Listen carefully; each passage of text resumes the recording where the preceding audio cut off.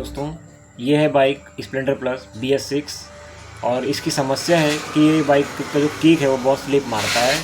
3-4 बार करीब स्लिप मारता है, उसके बाद ही एक आध बार लग पाता है। सेल्फ बंद होने की वजह से कस्टमर के लिए बहुत बड़ी समस्या बन गई है। सुबह सुबह बहुत ज़्यादा परेशान करती है। तो इस किक स्लिप की समस्या को लेकर के हमने इसका क्लच पल्ला ओपन किया है। क्लच पल्ला ओपन होने की प्रोसेस बहुत आसान रहती है।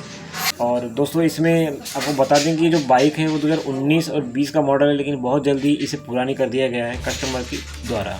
तो यहाँ पे दोस्तों अभी इसको हमने ओपन किया है। ओपन करने की प्रोसेस हार्ड तो कुछ नहीं है, किक, उसके बाद आपको ये गियर निकालने के बाद आप कटोरा निकालेंगे और फिर आपका ये बैलेंसर और उसके बाद ये वाला सिस्टम निकल जाता है। जैसे जैसे हम फिट करेंगे वैसे ही निकालना होता है, ये आप उसको देख के समझ सकते हैं। सबसे पहली चीज़ दोस्तों इसमें आपको बता देना चाहूँ, स्लिप के जो कारण होते हैं उस पर हम स्टेप बाय स्टेप इस बारे में चर्चा करेंगे। पहले हम एक क्लच सेंटर को देखते हैं। ये धारियाँ बन गई हैं और यहाँ पर आप देखेंगे तो ये जो सरफेस है ये प्लेन होना चाहिए, लेकिन ये सरफेस प्लेन नहीं है।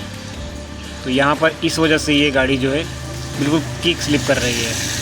और इसका जो बोल्ट है जो यहाँ पे लगा हुआ कसा हुआ होता है वो लूज़ भी था, बहुत लूज़ था। मतलब थोड़ा सा मैंने प्रेशर लगाया, ताकत लगाया और वो खुल गया, ओपन हो गया। और आपको उसके साथ साथ दिखा दें, क्लच प्लेट का भी हाल बहुत बुरा हो चुका है। ये अभी हमने ओपन किया है और इसका देखते हैं। देखिए, क्लच सेंटर का दूसरा हिस्सा भी ये लाइनिंग पड़ गई है। तो ऐसा कारण मैक्सिमम दोस्तों ऐसा बनता है कि जब आप गाड़ी को हाफ क्लच में गाड़ी को मैक्सिमम चलाते हैं तब ये दुर्दशा होती है गाड़ी की। तो देखिए, इसके लिए हम सबसे बेहतर तरीका है या तो हम ये सिस्टम पूरा नया डाल दें। अगर कस्टमर कहता है आपका कि नया डाल दो तो ठीक है, बट अगर नहीं डाल सकते हैं और बनाना ही है कम पैसे में, कम खर्च पे, तो इसे आपको ग्राइंड करना होगा। और इसके लेवल को, यानी इस जो खूटियाँ हैं, इन खूटियों को भी पूरा हमें ग्राइंड करते हुए प्लेन बनाना होगा। और साथों साथ इसमें भी धारियाँ जो हैं इन्हें प्लेन करना होगा। तो ये ग्राइंडर से करना होगा। अभी हम इसको करते हैं, उसके बाद देखते हैं। और गियर ना फंसे इसके लिए यहाँ पर जो ये दांते होते हैं इसे भी ग्राइंड कर लेना चाहिए, इसे प्लेन कर लेना चाहिए, ताकि जो क्लच प्लेट है वो बिल्कुल अंदर और बाहर जो है, जब हम लिफ्टर दबाते हैं तो क्लच प्लेट जिस तरह से लिफ्टर करने के कारण अंदर जाती हैं, तो वो स्लिप बराबर इस पर हो पाए, फंसे ना और गियर ना अटके। दोस्तों, ये जो तीनों प्लेटें हैं इनका देखो आप हाल पहले का। अब ये ग्राइंड करने के बाद जो है इस तरह से ये प्लेट फिनिश हो चुके हैं। यहाँ जो कट्स बने हुए थे वो फिनिश हो गए हैं। और इनकी जो धारियाँ हमने आपको फ़ोटो में दिखाया वो भी हमने इसको क्लीन कर लिए। थोड़ा रफ रखा है तो इसे हम रेती कर लेंगे अभी और फिनिश करेंगे। थोड़ा सा फिनिश करना, ज़्यादा फिनिश नहीं करना है। और इसे भी उसी तरह से फिनिश करना है। थोड़ा थोड़ा हमें फाइन रेती मार लेना है इसमें। तो हमने रेती से फिनिश कर लिया है, थोड़ा थोड़ा करना, ज़्यादा नहीं करना है। तो ये हम अभी काम चलाने के कर दिए। देखिए लोग दोस्तों, लेकिन ये जो है बहुत पतला हो गया है, ये लंबा समय तक काम नहीं कर पाएगा। ये बहुत मोटा होना चाहिए। जो बहुत मोटा होता है, लगभग इतना एरिया जो है इसका घिस चुका है। तो ये प्रॉपरली काम कुछ दिनों तक करेंगे जब तक क्लच प्लेट अच्छी रहेंगी। हमें सबसे पहले जब हम क्लच प्लेट फिट करने से पहले काम क्या करते हैं, ये जो पैकिंग है इसे हमें साफ़ कर लेना है, क्योंकि अगर हम पार्ट्स लगा लेंगे तो पैकिंग के लिए साफ़ करना दिक्कत करेगा। और हमें ये सब जो है ये चेक कर लेना है, ताकि हमें बाद में दोबारा ना खोलना पड़े किसी प्रकार से। कोई नई गाड़ी रहती है तो हमें इसे चेक कर लेना चाहिए कि यहाँ की स्प्रिंग सही है, यहाँ की स्प्रिंग सही है। और तो दोस्तों यहाँ पे कोई दिक्कत नहीं है। अब हम सबसे पहले ये वाशर के बाद ये बूस्ट और उसके बाद ये कटोरा लगाएंगे। ये वाला जो वाशर होता है ये लगेगा, फिर ये आधा चंदा वाले वाशर लगेंगे। ये दोनों वाशर लगेंगे। इस तरह से आधे चंदे वाशर को हमने खड़े लगाया है ताकि गिरे ना। और इसके बाद ये जो कटोरा टाइप का वाशर होता है इसे उस तरफ लगाना है, इसका मुंह जो है अंदर रहेगा, ताकि ये जो आधे चंदे वाले वाशर है इसके अंदर वाले गाले में फंस सकें।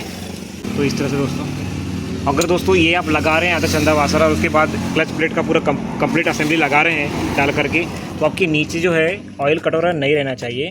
कभी कभी क्या होता है कि ऑयल कटोरा रह जाता है और ये जो आधा चंदा वाशर है वो गिर जाता है और हमें समझ ही नहीं आ पाता है कि ये वो गिर चुका है।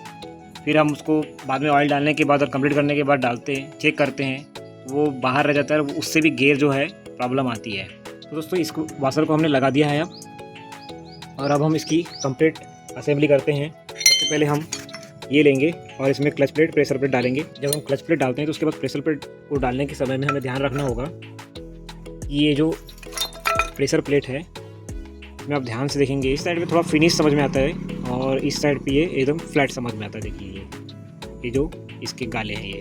तो ये वाला जो गाला है ये नीचे रखना है, मतलब ये जो हमारा, हम इस तरह से जब इसको सेट करते हैं तो हमें जो प्लेन वाला एरिया है और उसे ये वाला जो प्लेन वाला एरिया है इसे नीचे रखना है, और जो इसको फिनिशिंग वाला जो एरिया है स्मूथनेस वाला वो ऊपर रखता है। तो इसी तरह से सारी प्रेशर प्लेट की फिटिंग करना है।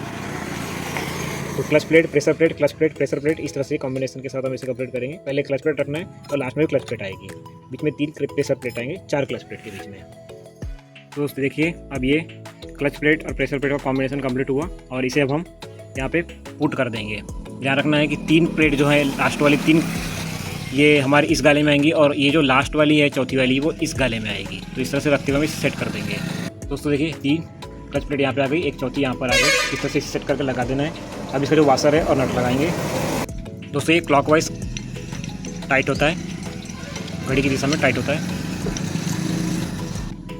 तो इसका ये जो प्लंजर है इसे लगा देंगे। तो इस तरह से हमने इसे फंसा दिया है। अब जो ये पुलर है इसका, अब यहाँ पे क्लच पुलर की सहायता से क्लच हाउसिंग के इस नट को कस देना है। ये नट कसा चुका है। अब यहाँ क्लच सेंटर के जो चारों हुक है इसमें स्प्रिंग लगा के इसकी लिफ्टर प्लेट को नट के द्वारा कसेंगे। कसते समय दोस्तों इस स्प्रिंग को हमें बराबर थोड़ा सा टाइट करने के बाद नट्सों को मैनेज करते हुए कस देना है। यहाँ पे ध्यान रखना है दोस्तों, हमें क्रॉस वाइज ही नट को कसना है, नहीं तो ये टूट जाएगा। और बजाज गाड़ी में खासतौर पे 6 नट होते हैं तो उसमें बहुत ज़्यादा ध्यान रखना पड़ता है लिफ्टर प्लेट को लेकर के, उसमें बहुत जल्दी टूटती है। और दोस्तों अब जैसे मैंने इसे टाइट किया है और टाइट करते समय जब आप इसको आपकी जो टिप आना है इसे टाइट करेंगे तो आपका जो पूरा पिस्टन है पूरा कंप्रेसर के साथ घूमना चाहिए टाइट करते समय। अगर ये स्लिप हो जाता है तो समझ लीजिए कि आपका जो क्लच सेंटर है वो वर्क नहीं करेगा, आपकी किक स्लिप फिर भी होगी। इसलिए आप इस समय तुरंत इसे ओपन करके फिर क्लच सेंटर नया डाल दीजिए। अगर ये स्लिप नहीं मार रहा है जब आप टाइट कर रहे हैं तब तो समझ लीजिए आपका काम हो जाएगा। इससे यहाँ पे आपको इसका आइडिया लग जाएगा। ओके, आपको पूरा क्लच पल्ला जो है फिर से नहीं खोलना पड़ेगा। तो इसके बाद हम यहाँ बेरिंग को लगा देंगे। इस तरह से हैमर जो है ले करके आप इसे ज़्यादा नहीं ठोकना, तो टूट जाएगी। ये लिफ्टर प्लेट कहलाती है, कभी कभी मार्केट में मिलती नहीं, क्या बोलते हैं क्या नहीं, ये लिफ्टर प्लेट कहलाती है। टूट जाए तो इस तरह से मांग सकते हैं। अब इसके बाद हम इसका ऑयल जो है कटोरा ये लगा देंगे। तो इसके बाद हम इसका जो बैलेंसर है उसे थोड़ा सा साफ़ कर लेंगे, उसके बाद लगाएंगे। दोस्तों ये हमने ऑयल कटोरा लगा दिया है। उसके बाद ये बैलेंसर की बारी है। आपको ध्यान रखना है बैलेंसर को पूरा साफ़ करने के समय में एक छोटा सा देखिए होल रहता है, यहाँ पे इसकी सफाई कर लेना ज़रूरी है। इससे ऑयल आता है यहाँ पर, और इससे अगर ये ब्लॉक हो जाएगा तो आपका इंजन भी जल्दी हीट होगा, गर्म होगा। तो ये आप देखेंगे ध्यान से तो तो ये देखो पारदर्शी हो गया पूरा। हमने इसे साफ़ कर लिया है। बैलेंसर को अब इसके क्रैंकशाफ्ट में लगा देंगे और इसके जो वाशर और नट हैं इनकी सहायता से इसे कस देंगे। इसमें जो इसकी जो पैकिंग है इसमें हमें ग्रीस लगाना है और इसके ऊपर जो लगने वाली जो प्लेट रहती है इसकी क्लैप के प्लेट, उसकी ऑयल सील हमें ध्यान रखना है दोस्तों कि ख़राब ना हो, क्योंकि ख़राब होगी तो हेड ब्लॉक में ऑयल कम पहुँचेगा। दोस्तों देखिए अभी इसे हमने कस दिया है। इसके बाद हम इसका पल्ला जो है इसको ध्यान रखना है हमें कि ये जो है बराबर, और यहाँ पे देखना है कि ऑयल जो है लीकेज तो नहीं हो रहा है, इसलिए इसकी ओरिंग लगा देना है। अगर यहाँ पे ऑयल लीकेज हो रहा है इसमें हो रहा है तो हम ओरिंग लगाएंगे।